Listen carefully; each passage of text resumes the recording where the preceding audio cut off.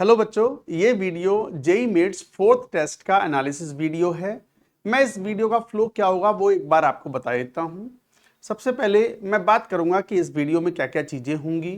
Physical inorganic chemistry वाला part मैं analyse करूंगा, मैं एएल के आपका केमिस्ट्री टीचर। उसके बाद ऑर्गेनिक वाला पार्ट एनएस सर की तरफ से आएगा। Thereafter maths will be covered by Mohit Tyagi sir, MT sir. और लास्ट में एबीजे सर आपको बताएंगे फिजिक्स का एनालिसिस। साथ ही साथ एबीजे सर बताएंगे कि इस पेपर में based on the difficulty level in all the three subjects 99 percentile के लिए व्हाट स्कोर इज एक्सपेक्टेड, 99.9 के लिए कितना स्कोर होना चाहिए और 97 परसेंटाइल के लिए क्या स्कोर होना चाहिए। तो चलिए मैं अपना पार्ट लेता हूं फिजिकल इनऑर्गेनिक केमिस्ट्री वाला। देखिए क्वेश्चन है आपके सामने, ऑलरेडी आप पेपर दे चुके हो, अच्छा किया होगा आपने। फिर भी कुछ गलतियां होती हैं, उन गलतियों को एनालाइज करना अगले टेस्टों में अच्छी परफॉर्मेंस लाने के लिए बहुत आवश्यक है। तो जैसे ये क्वेश्चन है, ये फोटोकेमिकल रिएक्शंस का एक अच्छा सवाल है, थोड़ा ध्यान से पढ़ने वाली चीज है। तो ये एक मॉडरेट कैटेगरी का क्वेश्चन है, आपको समझ में आना चाहिए कि मॉलिक्यूलरिटी क्या चीज है और किस तरीके से हम फोटोकेमिकल रिएक्शंस को स्टडी करते हैं। ऑर्गेनिक में भी इसका यूज आता है। देन द क्वेश्चन इज, ये क्वेश्चन देखने में थोड़ा बड़ा लग रहा है बट ये प्लेन सा नॉर्मल क्वेश्चन है। आपको केमिकल काइनेटिक्स पे इस पर्टिकुलर टेस्ट के अंदर फोकस रखा गया है ताकि ये इंपॉर्टेंट चैप्टर है और न्यूली एडेड चैप्टर है, पिछले टेस्टों में ये नहीं था, तो इस पे क्वेश्चंस थोड़े से ज्यादा मिलेंगे। तो ये एक मॉडरेट क्वेश्चन है जिसमें आपको ये पता होना चाहिए कि enthalpy of the reaction is equal to EAF minus EAB, activation energy of the forward minus backward. तो एक मॉडरेट लेवल का क्वेश्चन है ये भी एक। हाँ, ये एक आसान सवाल है। अगर आपने मैकेनिज्म पढ़े हैं, इस तरह क्वेश्चंस बहुत फ्रीक्वेंट रहे हैं जेई मेन में पहले। इवन जब जेई मेन से पहले वो AIEEE होता था तब भी क्वेश्चंस पूछे गए थे। तो ये एक इजी क्वेश्चन ही कैटेगरी में आएगा। Again this question is important for any year. हाँ, ये एक बिल्कुल प्लेन जैसे क्वालिटेटिव टेस्ट होते हैं, कैटायंस भी सिलेबस में है, एनायंस भी सिलेबस में है। हालांकि क्वालिटेटिव एनालिसिस के लिए जेई मेन में अगर लैब मैनुअल भी कोई अच्छे से पढ़ ले तो भी वो क्वेश्चन कराएगा। आजकल क्वेश्चन पिछले 1-2 सालों से आने लगे हैं क्वालिटेटिव के थोड़े ज्यादा जेई मेन में। तो ये कैटायंस के ग्रुप रिएजेंट्स हैं। ये एक आसान सवाल है, मतलब ये बच्चों को टेबल याद होनी ही चाहिए। हाँ, ये एक मोल कॉन्सेप्ट का एक सिंपल सा क्वेश्चन है, एक पर्टिकुलर कॉम्पोजिशन दिया हुआ है, थोड़ी गुणा भाग रहेगी इसमें, तो इसको मैं मॉडरेट कैटेगरी में करता हूं क्योंकि बच्चों को कॉन्सेप्ट तो पता होता है बट वो एग्जीक्यूट करने में कई बार गड़बड़ कर देते हैं। तो हो सकता है आप में से कुछ स्टूडेंट से ये क्वेश्चन सॉल्व ना हो पाया हो, इसलिए क्योंकि कई बार कैलकुलेशन में फंस जाते हैं। तो ये मॉडरेट कैटेगरी में मैं रखूंगा। हाँ, ये एक प्लेन सा फॉर्मूला बेस्ड क्वेश्चन है, इजी क्वेश्चन है। केमिकल इक्विलिब्रियम में भी ये कॉन्सेप्ट काम में आता है, delta G naught is equal to minus RT ln K equilibrium. देखो ये क्वेश्चन आयनिक का इक्विलिब्रियम का है, रिएक्शन करवानी पड़ेगी एक बेस और एक एसिड में, और उसके बाद में आपको बफर का डायरेक्ट फॉर्मूला हेंडरसन इक्वेशन लगानी है। मॉडरेट कैटेगरी में ये क्वेश्चन आएगा। हाँ, ये क्वेश्चंस देखो ध्यान से देखो, ये जेई एडवांस तो पूछता है, खूब पूछे उन्होंने, मेन ने भी 1-2 बार पूछ लिए हैं, बहुत फ्रीक्वेंटली तो नहीं है बट आपको ग्राफ का आइडिया होना चाहिए। एनसीईआरटी ने एटॉमिक स्ट्रक्चर के अंदर बिल्कुल एंड में जो प्रोबेबिलिटी डिस्ट्रीब्यूशन के ग्राफ्स हैं वो 1s के लिए दिए हुए हैं, वो 2s 2p number of notes के बेसिस पे आप सॉल्व कर सकते हो। तो ये क्वेश्चन भी एक मॉडरेट कैटेगरी में काउंट होगा। जरूर ऐसे क्वेश्चन सॉल्व करें, पूछ सकते हैं, उन्होंने पूछे हैं 1-2 बार, बहुत फ्रीक्वेंटली नहीं बट 1-2 बार। हाँ, ये क्वेश्चन 2s 2s 2p की मिक्सिंग ना हो अगर, तो SNP मिक्सिंग अगर ना हो तो फिर कौन पैरामैग्नेटिक होगा, ऐसा क्वेश्चन इंपॉर्टेंट है JEE main point of view से। एक मॉडरेट लेवल का क्वेश्चन है, थोड़ा सा हटके सोच के क्वेश्चन सॉल्व करना होगा। हाँ, PP bond is present in, देखो ये स्ट्रक्चर पता होनी चाहिए, P ब्लॉक का सवाल हो गया, इनके अंदर सबकी स्ट्रक्चर पता होनी चाहिए। हालांकि ये स्ट्रक्चर हम केमिकल बॉन्डिंग में भी पढ़ाते हैं, तो ये टफ कैटेगरी में आएगा क्योंकि ये स्ट्रक्चर अगर पता नहीं होंगे तो क्वेश्चन सॉल्व नहीं होगा। देखो ये इस क्वेश्चन के अंदर ये आसान सा क्वेश्चन है, कोऑर्डिनेशन में एक बार फॉर्मूला लिखोगे तो मालूम पड़ जाएगा कितने क्लोराइड आयन काउंटर आयन के रूप में प्रेजेंट हैं, तो पीपीटी कितना बनेगा सिल्वर आयन के साथ AgCl का, वो बड़ी आसानी से कैलकुलेट हो जाएगा। तो ये क्वेश्चन रिलेटिवली इजी में ही आएगा। अच्छा, ये क्वेश्चन बड़ा अच्छा सवाल है। ये कार्बोनिल कंपाउंड्स के अंदर जो सिनर्जिक बॉन्डिंग है उसका डायरेक्ट एप्लीकेशन है, तो मॉडरेट कैटेगरी में रखेंगे इसको। केमिकल काइनेटिक्स के क्वेश्चन थोड़े ज्यादा पूछे हैं हमने क्योंकि वो न्यूली एडेड चैप्टर है, डायरेक्ट फार्मूला बेस्ड क्वेश्चन है, वैल्यू पुट करेंगे तो मॉडरेट कैटेगरी में आएगा। कैलकुलेशंस का थोड़ा ध्यान रखना। हाँ, क्वालिटेटिव एनालिसिस में ये क्वेश्चन एक अच्छा क्वेश्चन है, आपको पता होना चाहिए कब स्टार्च आयोडाइड और कब स्टार्च आयोडेट सॉल्यूशन यूज करते हैं for testing of these gases moderate category में। हाँ, ये एक आसान क्वेश्चन है। टेम्परेचर कोफिशिएंट के वैल्यू दी हुई है, एंट्रोपी चेंज का डायरेक्ट फार्मूला होता है वो n delta S is equal to n F d cell upon d T. Temperature coefficient की वैल्यू दी है, इजी क्वेश्चन। हाँ, ये क्वेश्चन थोड़ा टफर साइड पे है क्योंकि लिथियम को लिथियम 3+ में कन्वर्ट किया है तो 3 इलेक्ट्रॉन रिमूव हुए हैं, कुछ की वैल्यू दी है, बाकी आपको कैलकुलेशंस थोड़ी सी प्रॉपरली करनी होगी। So this question will come in the tough category. So ये था physical inorganic point of view से। Over to NS sir now. अब ऑर्गेनिक केमिस्ट्री के क्वेश्चंस की एनालिसिस करते हैं। क्वेश्चन नंबर फर्स्ट को मैंने इजी कैटेगरी में रखा है, हाइड्रोबोरेशन एंड ऑक्सीडेशन का क्वेश्चन है। हमें पता है एंटी मार्कोनिकॉफ एडिशन यहाँ होता है। स्टीरियो केमिस्ट्री भी यहाँ क्वेश्चन में नहीं पूछी गई है, इसलिए इस क्वेश्चन को मैं इजी कैटेगरी का क्वेश्चन ही मानता हूँ। नेक्स्ट, ये भी आसान क्वेश्चन है, E2 एलिमिनेशन का क्वेश्चन है। चारों ऑप्शन दे ही रखे हैं कि एल्कीन बन रही है और E2 एलिमिनेशन में रीअरेंजमेंट नहीं होता है, इसके बेसिस पर ही आप ये क्वेश्चन कर सकते हैं। क्वेश्चन नंबर थर्ड को मैंने मॉडरेट लेवल का क्वेश्चन बोला है। ये सिस 2 ब्यूटीन पर ब्रोमीन का एंटी एडिशन करवाना है। हालांकि डायरेक्ट भी अगर इस तरह के कॉन्सेप्ट को आप नोटबुक में देखें तो इसके आंसर मिल जाएंगे। क्वेश्चन को घुमाया भी जा सकता था, बट ये एक आसान कैटेगरी का क्वेश्चन ही माना जाएगा। स्टीरियो स्पेसिफिक रिएक्शन के बारे में पूछा गया है। क्वेश्चन नंबर फोर्थ में एन हेप्टेन का एरोमेटाइजेशन किया गया है। नोट्स में लिखी हुई रिएक्शन है, बेंजीन फॉर्मेशन के बाद में यही एग्जांपल दिया जाता है, टॉलुइन फॉर्मेशन की रिएक्शन है। क्वेश्चन नंबर 8 एक मीडियम लेवल का क्वेश्चन मैं मान रहा हूं। ज्योमेट्रिकल आइसोमर की फिजिकल प्रॉपर्टीज पूछी गई है, हालांकि ये भी नोट्स में बता दिया जाता है, और यहाँ थोड़ा सा क्वेश्चन लेंदी हो जाता है क्योंकि डायपोलमेंट और सिस ट्रांस सिमेट्री वगैरह सब देखनी होती है, इसलिए इसको मैं मॉडरेट लेवल का क्वेश्चन में कैटेगराइज करूंगा। क्वेश्चन नंबर 10 एक आसान क्वेश्चन है। स्टेबिलिटी पूछी गई है, ब्रिज हेड पर कैटायन अनस्टेबल होता है और टर्शियरी कैटायन स्टेबल होता है। ये दो स्टेटमेंट अगर दिमाग में रहते हैं, इतने क्वेश्चंस की इसके बहुत एग्जाम्पल दिए जाते हैं जनरली, तो ये क्वेश्चन एक आसान क्वेश्चन है। क्वेश्चन नंबर 11 भी आसान क्वेश्चन है। एसिडिक स्ट्रेंथ का ऑर्डर पूछा गया है। ऑर्थो इफेक्ट के साथ में सैलिसिलिक एसिड का इंट्रामोलिकुलर हाइड्रोजन बॉन्डिंग वाला कॉन्सेप्ट लिया गया है। इसमें दोनों तरफ से हाइड्रोजन बॉन्डिंग होगी, ये कॉन्सेप्ट भी इंक्लूड किया गया है, पर ये आसान क्वेश्चन है। क्वेश्चन नंबर 12 एक टफ कैटेगरी का क्वेश्चन मैं ले रहा हूं। इसमें पीओसी का कुछ कॉन्सेप्ट भी डाला गया है। 3 अलग अलग स्टेटमेंट पढ़ने के कारण और रिएक्शन को इंक्लूड करने के कारण ये थोड़ा लेंदी हो जाता है क्वेश्चन, और इसमें फिनॉल और एनिलीन की कुछ रिएक्शन भी इन्वॉल्व हो रही है, तो इससे मैं टफ लेवल का क्वेश्चन मानता हूं।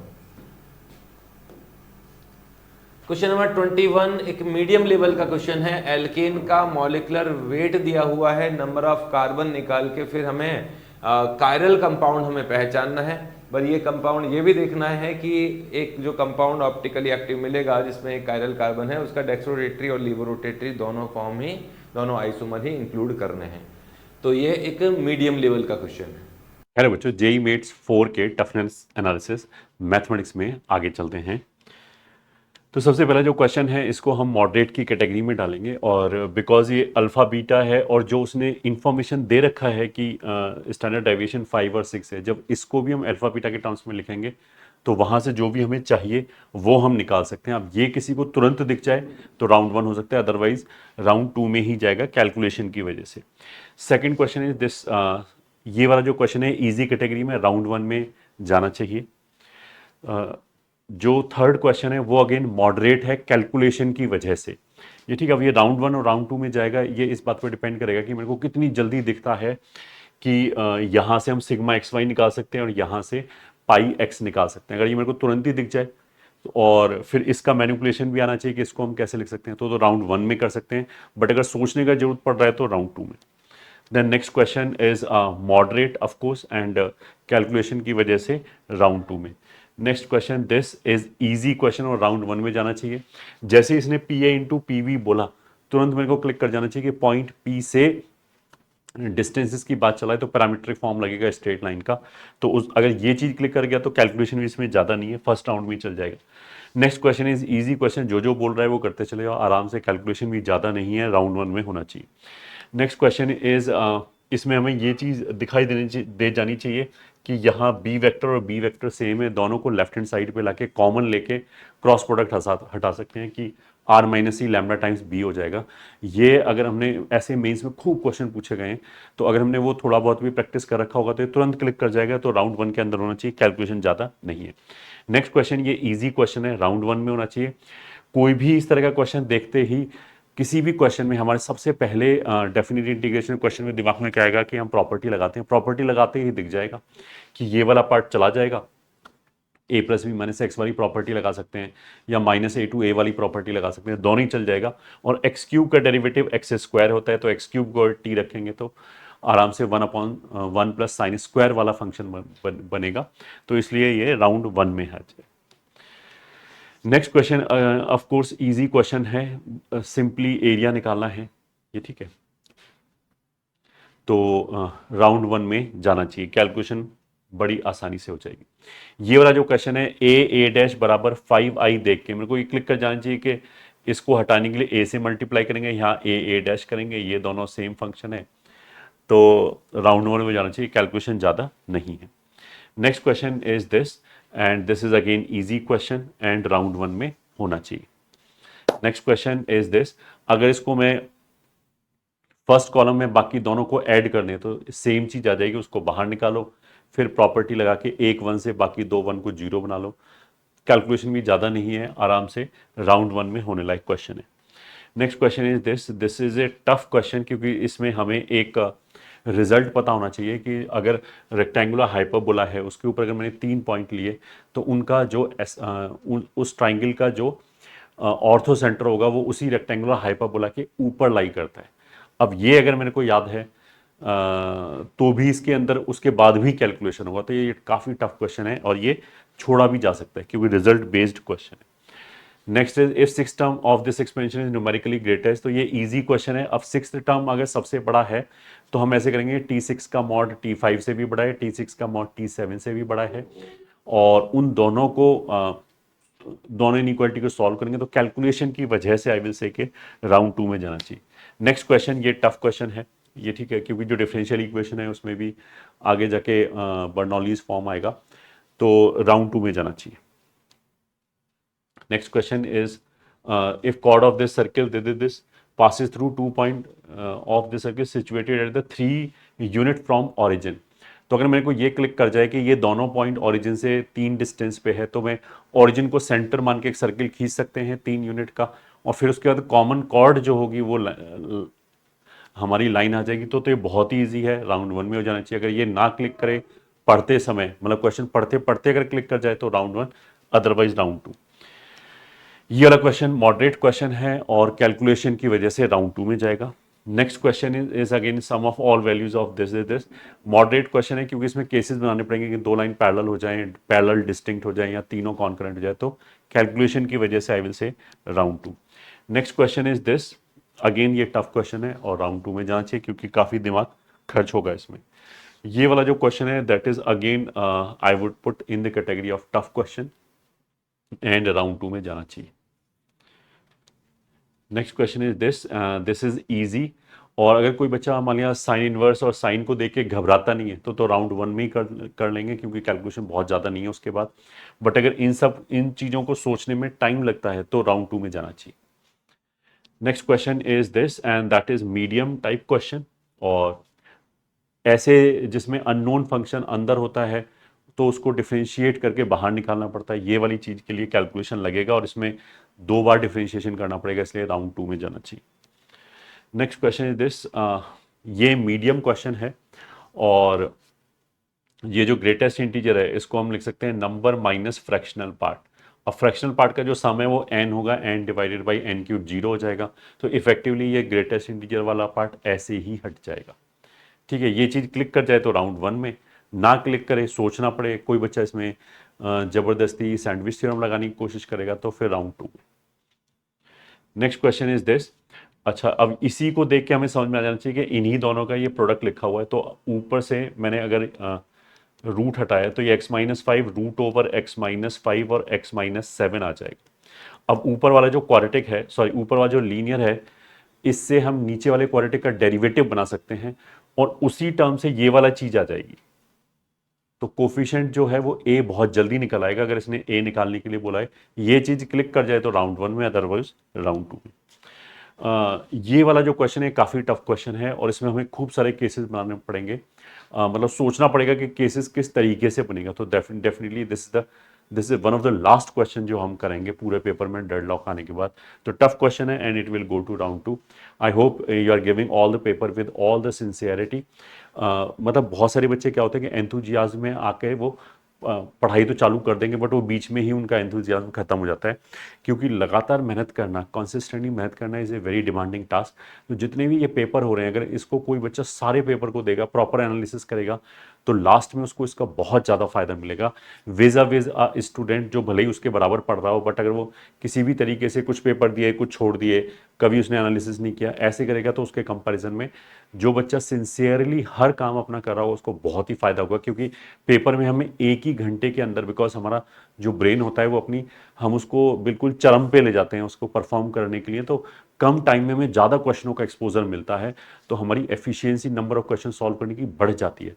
तो make sure you are giving all the test, भले ही हमारे मार्क्स थोड़े से कम आ रहे हो तो भी, या फिर कोई बच्चा ऐसे बोले कि मेरा 90% ही सिलेबस कंप्लीट हुआ है, तो भी सारे पेपर जरूर दें। All the very best. Hello बच्चों, जेई मेट्स 4 का सिलेबस काफ़ी ज़्यादा था। आप में से हो सकता है कुछ बच्चे सिलेबस को लेके अभी तक उनका इतना ना हुआ, उनके लिए बड़ा वापस से वाले पेपर फिर से स्ट्रीम कर दिए जाएंगे। बट जो बच्चे खासतौर से क्लास 12th वाले हैं, उन्होंने जेई मेट्स का बड़ा टेस्ट दिया भी होगा एंड उन्होंने सारा सिलेबस मैनेज कर भी लिया होगा। सबसे पहला सवाल बड़ा, ये तो मतलब सवाल थोड़ा सा कॉन्सेप्चुअली अच्छा है, डायरेक्ट फॉर्मूला बेस्ड नहीं है, तो एक बार राउंड 1 में इसको छोड़ देना चाहिए, बाद में करना चाहिए।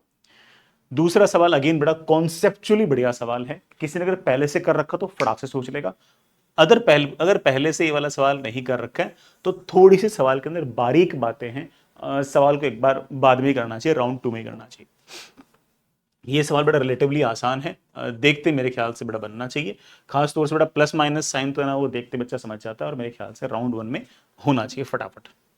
अगेन बेटा सवाल मुझे ऐसा लगता है कि रिलेटिवली आसान है, सिर्फ और सिर्फ लैंग्वेज पढ़ने में ही समय लगेगा और राउंड 1 में देखते बनने वाला काइंड ऑफ क्वेश्चन है। किसी किसी को बड़ा हो सकता है बच्चे को टफ लगे, है ना, बट ठीक है ना, वो बड़ा बच्चे पे डिपेंड करता है, बाकी सवाल बिल्कुल आसान है ना।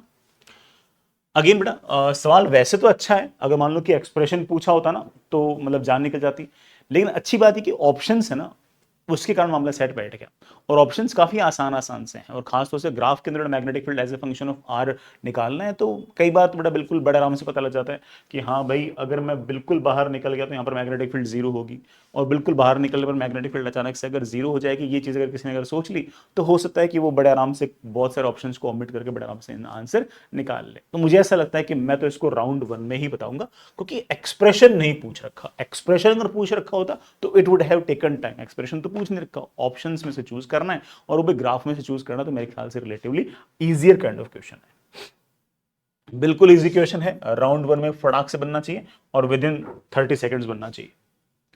ये वाला सवाल अगेन बेटा बहुत ही प्रोसीजरल सा ही सवाल है, बट हो सकता है किसी किसी बच्चे को बड़ा टफ लगे, है ना, तो वो बड़े आराम से थोड़ा सा टाइम लेगा एक्चुअली बच्चा ना डायरेक्शंस को लेके, खास तौर से कि ई बी और सी के डायरेक्शंस आपस में एक दूसरे से किस तरह से रिलेटेड है, और बड़े आराम से ऑप्शंस को कट करके कर ही लेगा सवाल। अगर उसे बार बार बड़ा ऑप्शन कट करने में समय लग रहा है, क्रॉस प्रोडक्ट करने में समय लग रहा है, तो राउंड 2 में करें, अदरवाइज बड़ा राउंड 1 में भी फटाक से बन सकता है। ठीक है, सवाल बड़ा बिल्कुल आसान है, देखते बनना चाहिए, राउंड 1 के अंदर ही बड़ा फटाक से वाला सवाल बनना चाहिए, अगेन विद इन 1 मिनट। सवाल बेटा थोड़ा सा अच्छा है, बढ़िया है, मतलब अगर चमक में आ गया तो फटाक से आंसर आ जाएगा और अगर नहीं चमका तो नहीं होगा, देखो मैं बहुत ही क्लियरली बोल रहा हूं, ये वाला सवाल वैसे तो राउंड 1 का है, लेकिन अगर XL is equals to XC के बराबर है और ये रेजोनेंस वाला केस है, और रेजोनेंस वाले केस को यहां पर किस तरह से यूज करना है, अगर ये फटाक से देखते समझ में आ गया तो सवाल यूं निपट जाएगा, और अगर नहीं समझ में आया तो बड़ा वो फिर आप बाद में भी अगर करोगे ना तब भी बहुत देर तक क्लिक नहीं करेगा एक्चुअली ना।